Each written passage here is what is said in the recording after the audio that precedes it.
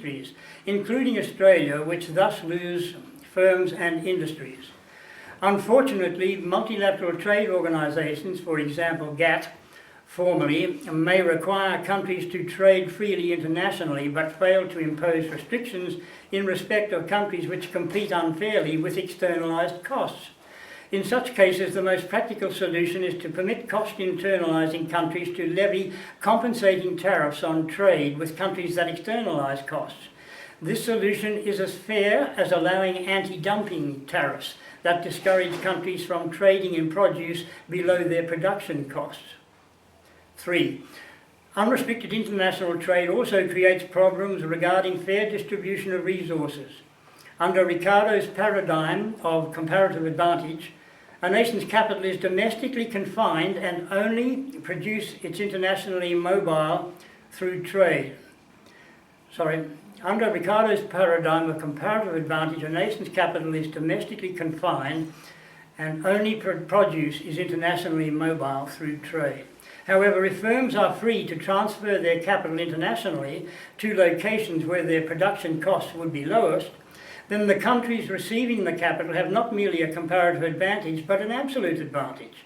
The result will be that capital will drain out of the transferor country to the transferee country, and jobs and wealth will move with it to the transferee country. This process will increase global production, but equitable distribution of resources between participating countries will not be assured. Now, from memory, I recall a graphical static analysis in an early edition of Introduction to Economics by R.H. Leftwich of the consequences for a developed economy such as Australia used to be in joining a free trade bloc or common market in its region, with free movement of labour, capital and produce among its members.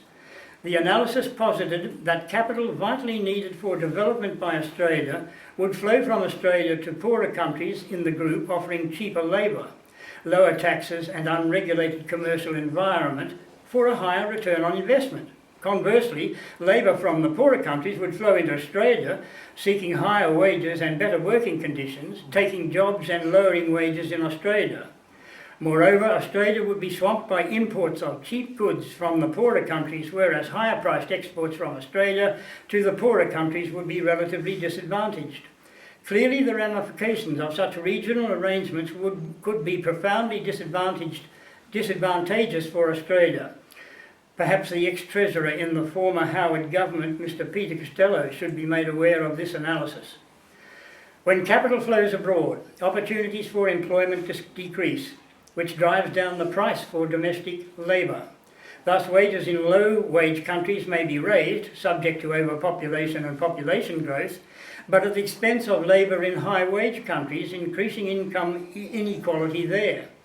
For example, in the US, between 1973 and 1990, the real wages of the 80% of the labour force classified as non-supervisory employees fell 17%, largely because of trade liberalisation. This statistic has surely not been improved by the signing of the NAFTA in 1994. In fact, Mexico, the USA and California have all suffered. However, labour in low-wage countries does not necessarily gain from free trade.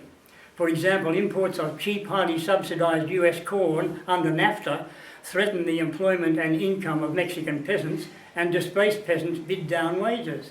Their land is bought cheaply by agribusiness, which threatens Australia, to produce cash crops for the US market. Conversely, such manufacturing industry has relocated from the US to Mexico to take advantage of lower labour costs and pollution control standards, resulting in substantial loss of jobs and income in the USA. The nonsensical and dangerous neoclassical theory of economic growth in relation to free trade. Here we go. Neoclassical economists acknowledge that overpopulation can result in cheap labour spilling over from one country to another. Therefore, free immigration should be prevented. However, capital can migrate towards abundant cheap labour even more easily than labour can migrate towards capital. So emigration of capital also needs to be restricted. What of raising incomes in the overpopulated poorer nations? Here is a sobering calculation in this regard. As of the year 2010, over the succeeding 40 years, world population will approximately double.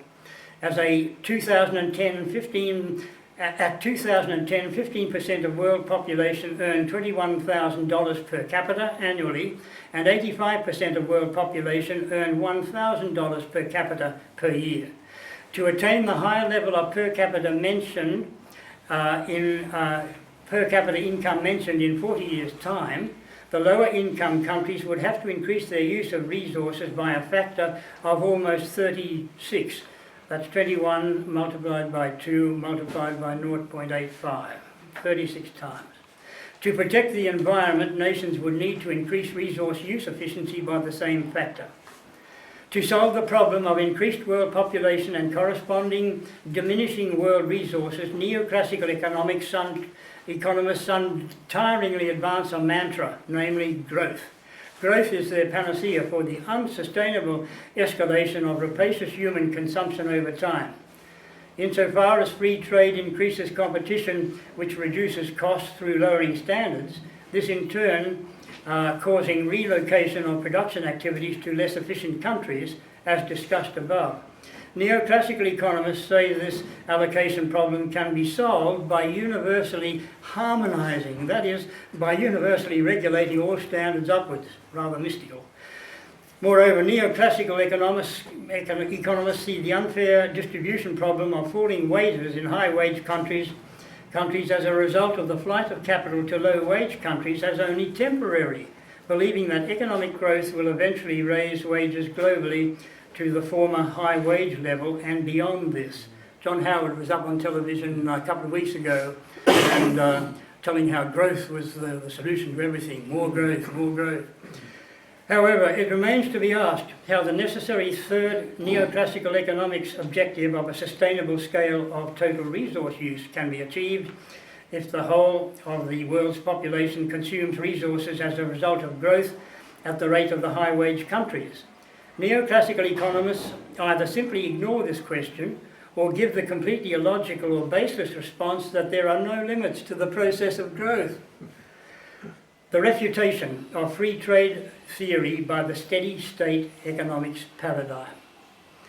The assimilative and regenerative capacities of Earth's biosphere are not supporting even the current levels of consumption of resources, let alone the huge increase in consumption required to universalise the desired higher standards of living. Even less possible is it that the ecosystem can cope with a burgeoning world population striving to consume more per capita. The human species already preempts about 40% of the land-based primary product of photosynthesis for human purposes. Photosynthesis of sunlight in plants using their chlorophyll is the basis of life on Earth, including ourselves. Photosynthesis synthesizes carbohydrates from carbon dioxide and water, and it generates oxygen in the process. The effect on plant and animal life of a doubling of human population as is projected over the next 30 to 50 years is incalculable.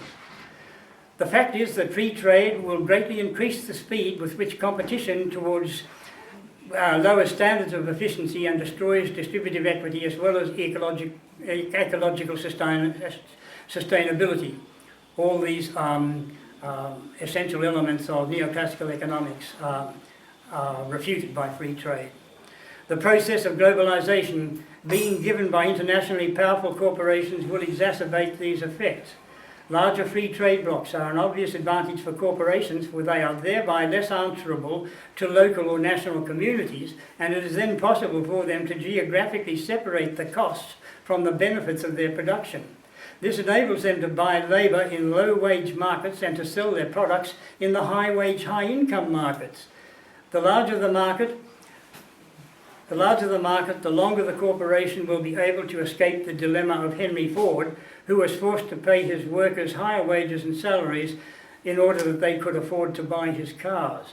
For all these reasons, MNCs and TNCs champion free trade, whereas workers and environmentalists do not favour it. Steady-state economics views the economy as one open subsystem in a finite, non-growing and materially closed ecosystem. An open system or subsystem takes matter and energy from the environment as raw materials and returns them as waste.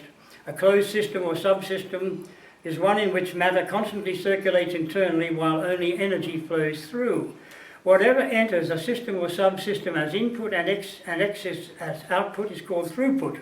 The traditional economy is an open economy. It both depletes and pollutes the environment. A steady-state economy, on the other hand, is one whose throughput remains constant at a level which neither depletes the environment beyond its regenerative capacity nor pollutes the environment beyond its absorptive capacity. Most neoclassical economic analyses assume that the economy is the total system and nature is the subsystem, whereas steady-state economics assumes that nature is the system and the economy is the subsystem. The neoclassical economy is an isolated system comprising only a circular flow of exchange value between firms and households. Neither matter nor energy enters or exits this system, and the economy's growth is therefore unconstrained. Although this concept of circular flow is useful for analysing exchanges between producers, firms, and consumers, households, it is misleading for studying scale, the size of the economy relative to its environment. As long as the scale of the economy was very small relative to the ecosystem, no apparent harm was done in increasing its size, but this is no longer the case. Therefore, if we now regard the economy as a subsystem of a finite, non-growing and materially closed ecosystem, there must be a maximum scale in regard to its throughput of matter and energy, and an optimum scale as well. Economic growth beyond that optimum would increase the environmental costs faster than it would the production benefits, thus impoverishing rather than enriching the community. We may already have passed the point where there is a positive correlation between gross national product and any measure of sustainable economic welfare based on, say, personal consumption adjusted for completion of natural capital and other resources. And correlation may now be negative. We must observe the elementary distinction between growth, a quantitative increase in size resulting from the accretion or assimilation of materials, and development, the qualitative evolution to a fuller, better or different state. Development without growth is sustainable development. A steady-state economy that is steady in scale may nevertheless continue to develop an increasing capacity to satisfy human wants by increasing the efficiency of its resource use, by improving social institutions and by clarifying its ethical priorities, but not by increasing its resource throughput. Having regard to the distinction between growth and development, what is the likely effect of free trade on either of them? Free trade, logically, will stimulate the growth of throughput. It allows a country, in effect, to exceed its domestic regenerative and absorptive limits by importing those capacities from other countries. So although a country exporting produce thus uses up some of its carrying capacity, it does so in return for imported products which otherwise might have increased its throughput even more if it had made these products domestically. The net effect is that trade does postpone the day when countries must confront the necessity of living within their natural regenerative and absorptive capacities. Moreover, by spatially separating the costs and benefits of environmental exploitation, international trade makes them harder to compare. This exacerbates the tendency for economies to overshoot their optimum scale of production and size. Furthermore, it forces countries to face tightening environmental constraints more simultaneously and less sequentially than would otherwise be the case. This means they have less opportunity to learn from each other as regards controlling throughput, which lessens their control over their local environment. All these allocative, distributional and scale products are problems resulting from free trade should reverse the presumption favouring it. The push by big international business and powerful factional interests for economic globalisation, with the ensuing integration and interdependence of national economies, should now be resisted, unless proven beneficial and safe in specific cases. National self-sufficiency and independence is particularly vital for Australia, as mentioned above, because of its precarious geopolitical circumstances.